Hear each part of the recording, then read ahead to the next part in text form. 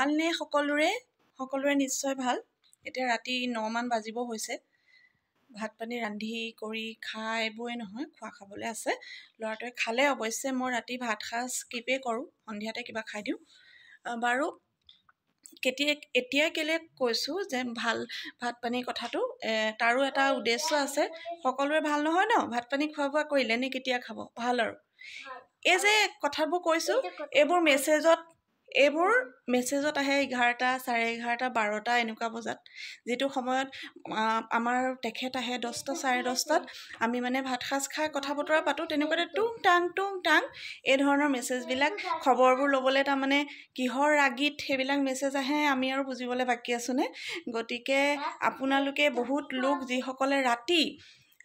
বিবাহিত মহিলাক 11 11:30 12 সপত্নীক দেখোন ৰাস্তাত দেখিলে চিনি নোপোৱাই ভাও ধৰেহে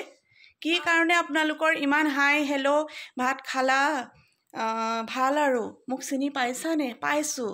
সেই মেছেজে আপোনাৰ পৰিচয় দি দিয়ে গতিকে আৰু বিশেষ নকওঁ আৰু আমাৰ এখেত অৱশ্যে ফেচবুকত 2-3 মান নাথাকে মই এতিয়া এই ভিডিঅ'টো দিছোঁ তেখেতেও নেদেখে বাৰু যি কি নহওক সেই হাই হেল্ল' ভাত খালা ভাল আৰু ন তোমাক গোলাঘাটত দেখিছিলোঁ অমুকত দেখিছিলোঁ তমুকত দেখিছিলোঁ ভুচুকত দেখিছিলোঁ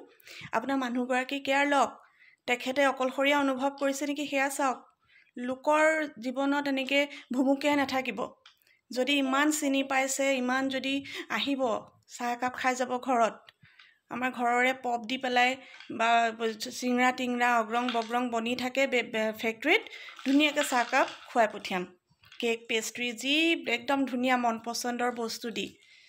ক্ষোভত আৰু খঙতে ভিডিঅ'টো বনাইছোঁ কিন্তু হাঁহিও উঠিছে এইবোৰ মেছেজে মানুহজনৰো ফেচবুকটো খুচৰি থাকিবলৈ মোক বাধ্য কৰায় যে তেখেতেতো সেইবোৰ কৰি থকা নাই গতিকে আপোনালোক অকণমান